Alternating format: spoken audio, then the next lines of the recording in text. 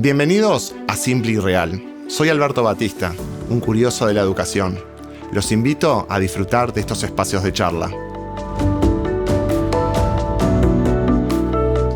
Bienvenidos a Simple y Real, un espacio creado para hablar de educación de forma cercana, amena. Y hoy nos vamos a dar un gusto enorme con esta recorrida que hemos tenido de expertos a nivel internacional, y nos acompaña Rocío Florentín, que viene desde el Paraguay, es psicóloga educacional y neuropsicóloga infantil juvenil, docente universitaria, terapeuta y consultora a nivel nacional e internacional. Ha dedicado su trayectoria a la inclusión, al desarrollo infantil y la primera infancia. Cuenta con una amplia experiencia en el ámbito público, fue ministra de la Secretaría Nacional por los Derechos de las Personas con Discapacidad y directora general de Educación Inclusiva. Hoy continúa aportando su mirada como asesora de la Comisión por los Derechos de las Personas con Discapacidad del Congreso de la Nación. Primero que nada, bienvenida, Rocío, y muchas gracias por la invitación. Muchísimas gracias. Realmente este espacio es muy importante siempre para dialogar sobre este tema tan importante y desafiante que vos nos proponés desde tu espacio. Muchas gracias. Por favor. Saludos desde Paraguay. Bueno, muchas gracias. Y contame un poquito, ¿qué significa trabajar hoy en inclusión? Bueno, yo creo que siempre sigue siendo un desafío la inclusión, así como nos dice la teoría y entendemos de garantizar estas 3P, la presencia, la participación y el progreso. Los propios estudios a nivel de la región nos dice que avanzamos mucho en presencia, están más los chicos en el aula, pero aún sigue siendo un desafío la participación y el progreso, porque a veces entendemos que la inclusión es solamente el papeleo, ya se matriculó, ya entregamos, ya están en los números y en la lista, pero eso no significa que el chico se sienta que pertenece, el chico, el adolescente, el joven, que pertenece, que participa y sobre todo que aprende, porque hay veces que la cultura o la sociedad nos dice que tenemos que agradecer que ya están dentro, que todo lo demás ya es algo extra. Entonces, todavía existen esos desafíos en cuanto a lo que implica la participación y el progreso. Y lo mismo en el ámbito laboral, pasa exactamente lo mismo. Están adentro, a veces sin funciones, y ya tienen que agradecer porque tienen un sueldo, pero no hay promoción, no hay ese ver qué puede hacer y realmente se sienta útil. Entonces se van replicando esos modelos. Por eso es tan importante la inclusión escolar, porque es el modelo que después se va replicando en las otras áreas de inclusión también a nivel de sociedad. Tú, por lo que me decís, muchas veces se cree que se está desarrollando la inclusión porque sean parte del sistema educativo, del sistema laboral, en los papeles, en lo administrativo, parece que sí, pero luego en la realidad, en la ética, en la moral propiamente dicha, ¿crees que todavía faltan espacios o falta verdaderamente abordar lo que es la inclusión? Yo creo que sí, yo creo que la inclusión tiene que ver con ese estilo de vida que tenemos que impregnar en todos, en el sentido de que acá, por ejemplo, yo suelo ver como terapeuta que existe cierta participación y pertenencia del grupo hasta el primer y segundo ciclo, que sería como hasta el 6º grado. En el 7º empieza esa brecha, la diferencia que le dejan de lado, que lo social no está muy... O sea, y vos te das cuenta que se va desvaneciendo otra vez entre lo que es el 7º hasta el terminar el colegio. Entonces ahí siempre mi cuestionamiento es, siguen con los ajustes, con lo académico, el proceso académico, pero esa inclusión real que es realmente sentirte pertenecido, que perteneces a eso, sí, y que sos parte de ese grupo, es que se va desvaneciendo. Y ahí siempre en la reflexión que yo suelo hacer es qué tanto trabajamos la cultura inclusiva. Qué difícil, ¿no? Porque la inclusión es algo que se elige también acompañar, se elige estar en la inclusión, ¿no? Es muy difícil a veces lograr contagiar el sentimiento de pertenencia de la inclusión. Parece que quedará muy bien expresarlo, decirlo, pero a veces es difícil abrazarlo verdaderamente, ¿no? Y ser parte de la inclusión. Pero vos sabés que es así mismo, pero yo suelo hacer una reflexión cuando hacemos los encuentros Y solo decir que ningún padre decide tener un hijo con discapacidad, pero nosotros decidimos ser profes. Si nosotros, es una decisión personal estar al frente de una clase y eso implica los desafíos que implica. Yo creo que ahí tiene que ser algo no negociable. A veces me dicen que soy un poco rígida en ese sentido, pero yo creo que no hay esa inclusión a medias o lo que pasa que él es un buen docente, pero tiene nomás ese carácter. Ser buen docente es abrazar la neurodiversidad, entender que tu clase es diversa. Eso es ser un buen docente. Bien, hablaste de una palabra que me encanta, que es neurodiversidad, que se nombra mucho, ¿verdad? ¿Qué es la neurodiversidad? Yo creo que esos son uno de los aportes de la neuroeducación, de la neurociencia, en donde lo que avala es que todo cerebro tiene una programación diferente, de que somos únicos. Y eso lo dice ya, la neurociencia nos viene a avalar nomás, porque eso en la definición del ser humano, de que es un hombre único e irrepetible, ya dijimos eso de alguna manera y lo que hace la neuro es corroborarnos las buenas prácticas y trabajar los neuromitos. Yo creo que ese es el gran aporte de la neuro, que te corrobore lo que estás haciendo bien, porque no es que venimos a desechar todo y hacer de nuevo. Es un aporte que no va a sustituir la pedagogía, que no va a sustituir la psicología, pero sí te va a decir, esto sí te corroboramos y esto es un neuromito. Entonces, ayuda a eso, a poder derribar esos neuromitos y poder continuar con las buenas prácticas que tenemos, porque finalmente todo siempre pasó por el cerebro. Eso siempre fue así. Entonces, ahora tenemos elementos que nos corroboran qué es lo que estamos haciendo bien y qué podríamos mejorar. Y esta neurodiversidad es eso, que vos reconozcas que tu clase es diferente, que tal vez ya intuías eso, pero tenés elementos científicos que te van a decir de que esa clase es neurodiversa. Y también está el otro tema, también el otro concepto de neurodivergencia. Yo siempre, lo único que a mí a veces me hace ruido es irnos a los extremos, o yo digo el lado oscuro de como, no sé si la palabra es minimizar, entender la neurodiversidad, pero tampoco no dejar de mirar que sí, un estudiante puede tener desafíos, que no es solamente eh, a veces parece que queremos decir que todo es una condición no más, es decir, pero hay algunas cosas que sí y que la propia neurociencia nos dice, es que tiene dificultades para leer. No es que lee de otra manera, hay dificultades para leer, cierto, hay atajos, hay maneras de enseñar los procesos, pero también reconocer de que sí puede haber desafíos en una persona. Eso no quita a que lo único que está dentro de mi control como profe son mis estrategias. Y a veces lo que hacemos es,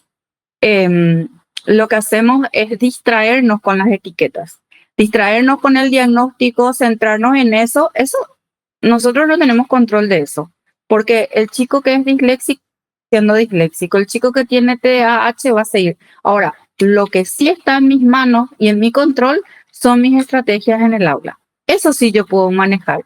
Y a veces nos centramos en lo que no podemos manejar, nos frustra muchísimo como profe y no tenemos logros que podríamos tenerlos si manejamos cómo planificamos la clase. Me dejaste en tu discurso un montón de detalles que te haría una pregunta de cada espacio.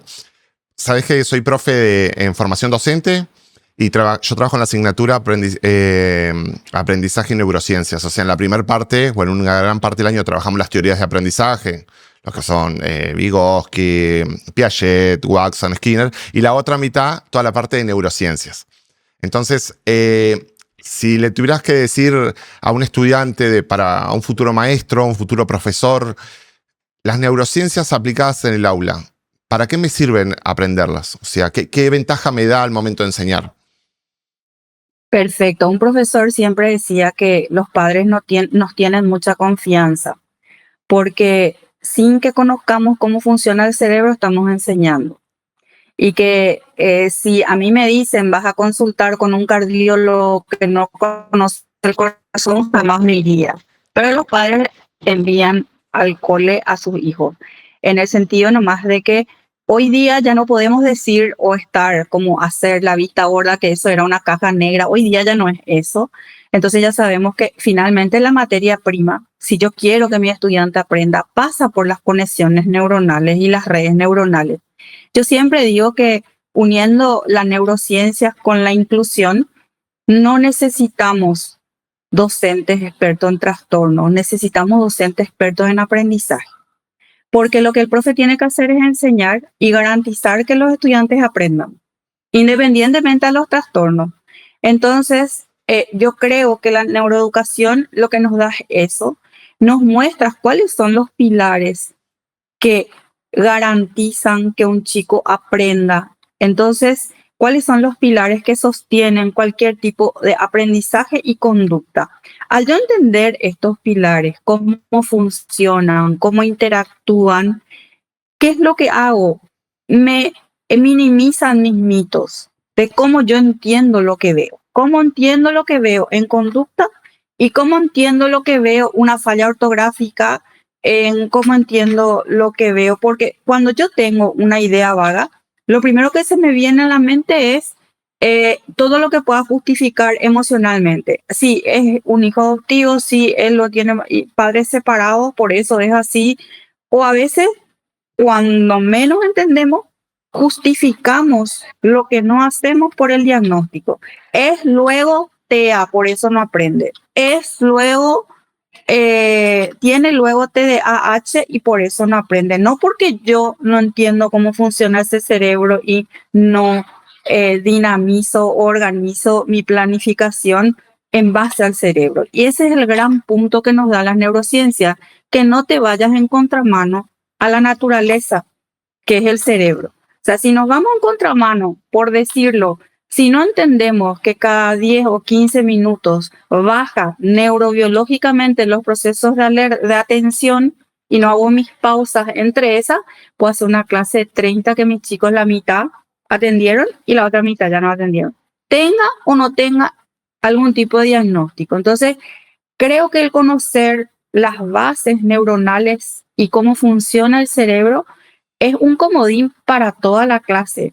O sea, es algo y que me da mucha seguridad, porque estoy segura de lo que estoy haciendo y cómo lo estoy haciendo. Y no es que vamos probando y a ver, por ahí no sabemos ni cuál fue la técnica que funcionó, pero que funcionó. Entonces yo creo que eso es el gran aliado de las neurociencias. Hay una frase que a mí me encanta, que dice que enseñar sin conocer cómo funciona el cerebro es querer diseñar un guante sin haber conocido una mano. Y yo creo que así mismo. Wow. Rocío, ¿te ha sucedido en alguna instancia que hayas tenido que abordar alguna situación donde un niño o un adolescente no haya querido ser incluido en un centro educativo? Y te amplío un poquito más y te pregunto, ¿tuviste que hablar con algún docente alguna vez y decirle y explicarle? El docente te puede haber dicho, no sé cómo hacerlo, no sé cómo integrarlo, la verdad que no tengo las herramientas. ¿Te ha tocado abordar alguna situación de esa? Sí, muchas. Siendo directora general, y me pasó algo simpaticísimo porque yo dije cuando era directora general, seguro que en los menos lugares donde voy a intervenir es en los colegios religiosos, y me pasó totalmente lo contrario. Y yo decía, pero si ustedes ni siquiera tienen que aplicar la ley, tienen que aplicar la Biblia. Pero me sucedió lo contrario. Realmente tuve una misma situación de varias causas. Una primera en donde el docente decía que finalmente vos te das cuenta que al generar miedo por lo desconocido, el sistema, justamente con los aportes de neurociencia, vos te das cuenta que el sistema entra en amenaza y entonces el docente o huye, no quiere ponerle en otro grado, o ataca, yo no estoy para esto, no, o se queda en blanco, se paraliza. Entonces, ante la falta de conocimiento, el puente es que el profe se sienta acompañado, que se le va a ayudar y ahí baja. Ahora, la mayor barrera que encontré es cuando una cuestión actitudinal, que el docente realmente, aunque vos le des todas las herramientas, porque yo en los últimos talleres, porque siempre me decían, no estamos preparados. Y yo les decía, bueno, nuestra ley de educación inclusiva ya vamos a bailar el vals porque ya va a cumplir 15 años y ya tenemos que hacernos otra pregunta porque ya tenemos que cuestionarnos otra cosa porque si siguen diciendo no estamos preparados, ya tenemos que ver qué hacemos. Entonces, no, porque a mí no me... Y entonces lo que suelo hacer ahora en los talleres es decirme cuál es el caso que te preocupa y que no puedes. Entonces hago a través de la IA. Quiero que me diseñes un plan, pero yo le digo en 3 minutos. Así como ustedes le buscan a alguien o levantan algo en su Facebook, en su Instagram, así mismo. Es una cuestión de actitud. Ahora ya no podemos decir que no encontramos o no vienen los del ministerio a capacitarnos. Y hay veces que nosotros tenemos un nivel más central que descentralizado, entonces claro que es muy difícil que lleguen a todos, pero creo que eso es lo bueno ahora de la tecnología, que podemos, ahora lo que la IA no va a hacer es ir a relacionarse con el chico. Y ahí está la pieza que es indispensable y por eso los docentes son irreemplazables. Exacto. Y ahí abordamos el tema docentes. Ahora vamos a invertir. ¿Qué sucede cuando las expectativas de los padres son más altas que la realidad que se vive? ¿O crees que en realidad, porque viste que el amor de padres es único, el sueño de los padres también? ¿Qué pasa? ¿Te ha tocado enfrentarte a familias que pretenden, digamos, un proyecto de vida más alto del que actualmente pueden pretender sobre alguno de sus hijos? Me encanta la pregunta porque sí. Y vos sabés que sobre todo esto a veces pasa cuando terminan el colegio y van a la universidad o a una formación después del colegio, que yo creo que ese es el cuello de botella ahora mismo acá, en el sentido que como hay más presencia, van terminando más. Entonces, todo lo que sea la educación post-colegio, eso es toda una cuestión que tenemos que, ojalá este año yo creo que vamos a tratar de organizar un poco más eso. Pero sí, yo siempre a veces hablo con los papás y digo, yo tengo que luchar con las necesidades de ustedes, ver las necesidades de sus chicos, porque a veces también los chicos inclusive por, entre comillas, agravar o diríamos acompañar a eso que le dicen los padres, inclusive les cuesta, tiene un costo emocional muy alto para los chicos. Y ahí yo suelo trabajar mucho diríamos que el sentido de realidad con los padres. El Bien. sentido de realidad y a veces ser también tajante con relación a que finalmente la prioridad es el estudiante. Está bien que uno como papá o como mamá, cierto, ahí hay cuestiones también de duelo o de trabajar lo que implica el reconocer, pero es muy importante trabajar con ellos el sentido de realidad y hay que trabajarlo porque creo que primeramente están los chicos que tenemos que garantizar eso, no proponernos también algo muy alto o me pasó también lo contrario, no, que se vaya nomás 2 horas porque yo me doy cuenta que se quiebra, pero en realidad no es que se quebraba, sino que tenía que ver con la dinámica familiar. Entonces ahí yo les decía, pero ¿por qué vamos a generarle siempre ese mismo estatus en donde no, una zona de confort donde él no va a ir progresando, siempre va a ir haciendo lo mismo y quedándose en lo mismo? Entonces hay esos dos estándares también, ¿verdad? Expectativas más bajas y expectativas más altas. Y el equilibrio sí es, diríamos, un desafío porque hay que acompañar también a los padres en eso. Sí, es verdad. Es una de las fases más desafiantes también al momento de trabajar, ¿no? Las familias, el abordar. Hoy hablamos, me quedé pensando de neuromitos, de mitos sobre la inclusión, ¿tá? Y de verdades sobre la inclusión. Si me tuvieras que decir 5 mitos que te gustaría erradicar y 5 verdades que hay que aceptar, ¿qué me dirías? Primeramente, este tema de que el aprovechamiento escolar de los demás no es el mismo, que se reduce el aprovechamiento escolar. Y yo creo que el revés de eso es que esa es una cuestión de cómo gerencio la diversidad. O sea, no digamos que la inclusión no funciona porque lo que yo no hago es gerenciar mi aula o tener herramientas para gerenciar la diversidad en mi aula. Creo que esa es una de uno de los mitos. Yo estoy me interesa mucho y tengo muchos chicos y jóvenes y adultos en el grupo de personas con TEA, Sí, y realmente esto de no pareces TEA, ese es otro tema o por ejemplo, a veces, bueno, es nivel 1, entonces no necesita tanto apoyo y le dejamos, o sea, que ese es otro mito de los niveles de apoyo. Inclusive, aunque alguna literatura dice eso, inclusive científica, la neurociencia nos dice que vos no le puedes reducir a la persona a un nivel de apoyo, porque el nivel de apoyo depende de la situación, de las circunstancias y de la actividad. Puede ser que el niño vaya de un apoyo sin apoyo en una materia a un apoyo 3 en otra.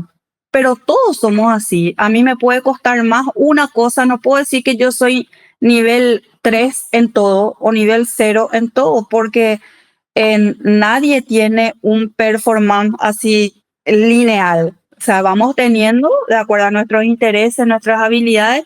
Entonces, eso me parece un mito, creer que la persona necesita un solo nivel de apoyo. Y esto es válido para cualquier chico que tenga algún tipo de, de discapacidad o de condición.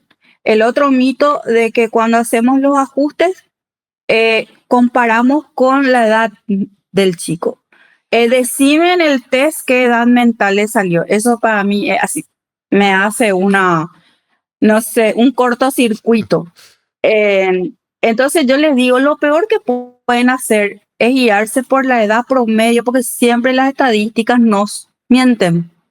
En psicología las estadísticas nos mienten, porque promedia algo. Yo siempre les digo, el test de inteligencia es el resultado de 10 pruebas, que si en una sacó 10, en otra sacó 5, en otra... La estadística me promedia ahí en el general, y que me puedo tomar una decisión totalmente errónea. Entonces, lo mejor para los ajustes es la observación de la profe. Yo digo que el ajuste es como un traje a medida, pero las medidas saca la profe. exacto. Es su observación de cómo funciona en las materias que ella va a dar.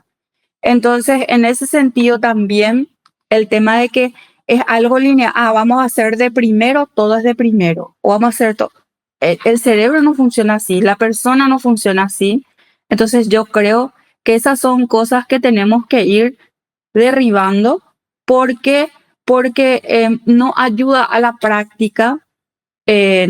Otra cosa que también diríamos que me hace reflexionar mucho este tema de cuál es su plan de intervención, o cuál es el plan, no de intervención, el plan pedagógico de este chico, cómo vamos a abordarlo. No, no te preocupes, porque él viene para socializar nomás. Entonces, si hablamos de las 3P, también siempre hay algo que puede hacer alguien por principio de neurociencias. Ahora, ¿qué habilidad yo tengo? Por eso uno tiene que ser experto en su materia. El que es experto en su materia hace maravillas y puede trabajar con la diversidad sin dificultad, porque sé lo que tengo que dar y tengo un buen manejo de mi materia. Entonces, por eso yo siempre insisto en que tiene que ser un buen docente más que un experto en trastorno. Bien, bien. ¿Cuánta información? Estaba pensando mientras ibas charlando, ¿cuánto de verdad No sé hay? si me voy muy rápido, vos me avisás, pues No, yo soy medio acelerada no, y no, emocionada cuando hablo de esto. no, veo primero que desprendes que te encanta, se nota. Y bueno, voy a aprovechar una infidencia que en realidad le hablamos antes, pero contanos y contarle al público en general por qué este amor por la inclusión, por qué este amor por estudiar, por especializarte, por abordar la justicia quizás social y ética, que es muy difícil. ¿Qué te llevó a llegar a este camino?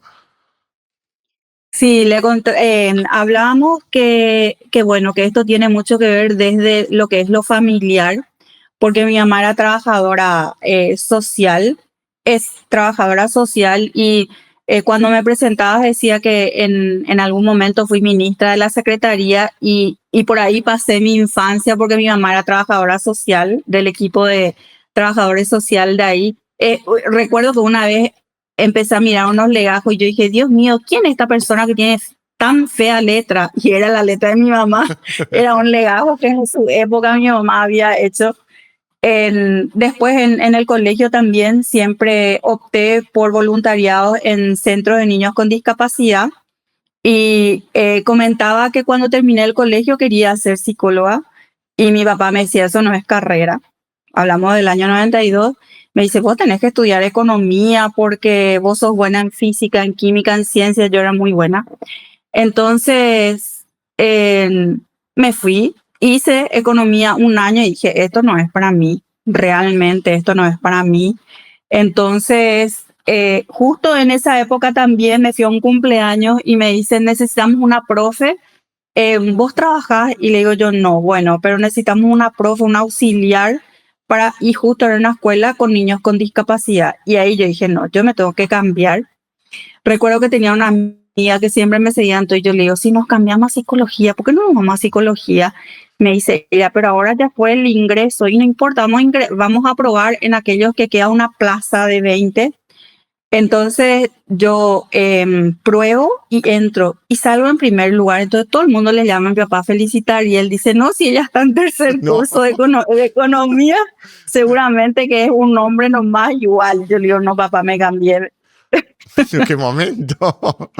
Cuando parece que cuando late el corazón, la intuición se va desarrollando, como uno mismo va persiguiendo, ¿no?, los espacios que cree que es a donde verdaderamente pertenece, ¿verdad? Así es, así mismo. Bueno, para no quitarte más tiempo, para ir finalizando, tengo las últimas dos cortitas.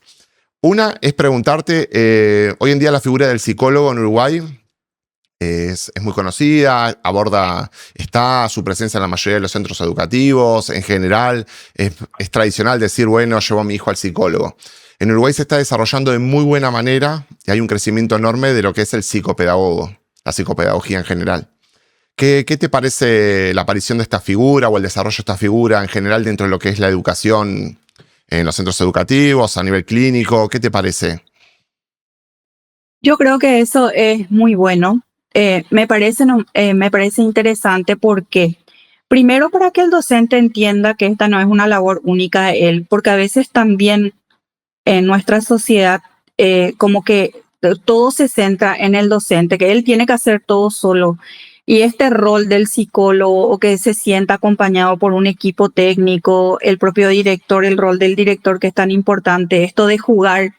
Yo siempre digo que el partido en equipo, que cada uno ocupe su posición para que podamos hacer la jugada de la inclusión, es muy importante. Y el psicopedagogo, tanto como el psicólogo, son aspectos que aportan al docente tanto un apoyo, diríamos, en el día a día, en sus estrategias, y también a las familias y a los chicos. En nuestro país sí cada vez está más visibilizado.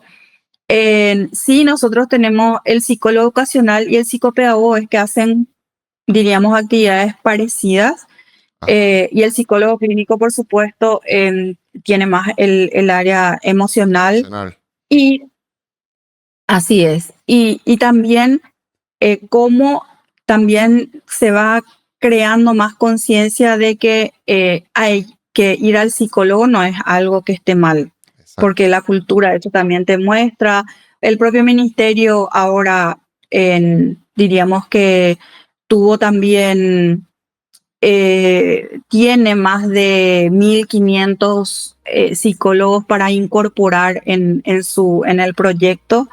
Y creo que también eso ayuda. Y no es menor también cuando hablamos de inclusión, intencionarla y planificarla a nivel presupuestario, porque si no también no es una cuestión que solo tiene que ver.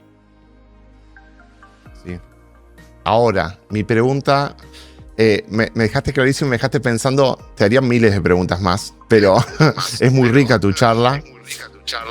Pero me gustaría que ahora Rocío Florentín, esa marca tan importante que hay, le hablara a esos padres y a esos docentes de la inclusión, para finalizar algún consejo o algún mensaje que te gustaría dejar. Yo les diría primeramente que siempre recuerden que el primer indicador de una educación inclusiva tiene altas expectativas. También le diría eso a los padres, porque a veces el primer círculo que discrimina es la familia. Sí. Entonces diría que la inclusión tiene que ver con tener altas expectativas hacia nuestros estudiantes, y que también la inclusión no es solamente una cuestión de bondad y de ser buenos, sino que la inclusión hay que planificarla y hay que intencionarla. No, eso nos dicen ya los grupos también, no solamente no basta con la actitud, sino que también la aptitud. Tenemos que saber qué hacer, por qué hacer y sobre todo querer hacer. Pero estos dos componentes, porque decía, acá tuvimos una experiencia en donde una autoridad le da una palmadita y le dice, no importa, nosotros igual le vamos a ayudar. Y dice, no, acá no se resuelve el tema con palmaditas, sino que con políticas reales que se ajusten a la realidad de esta mirada inclusiva, en donde lo que finalmente queremos es que la persona, según su ciclo vital, pueda ir llegando a cumplir su rol en esta sociedad.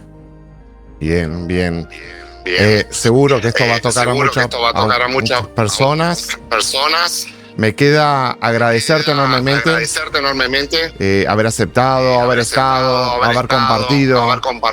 Y bueno, y gracias de verdad por todo tu conocimiento, por todos los... Dejaste un montón de preguntas. Seguramente a muchos profes que van a ver esto y a personas de la comunidad que a veces no son de la comunidad educativa y no, les va a surgir algunas preguntas, pero gracias primero por haberte dedicado a esto, por haber compartido este espacio conmigo. Y bueno, desde ya sabes que tenés un amigo de Uruguay.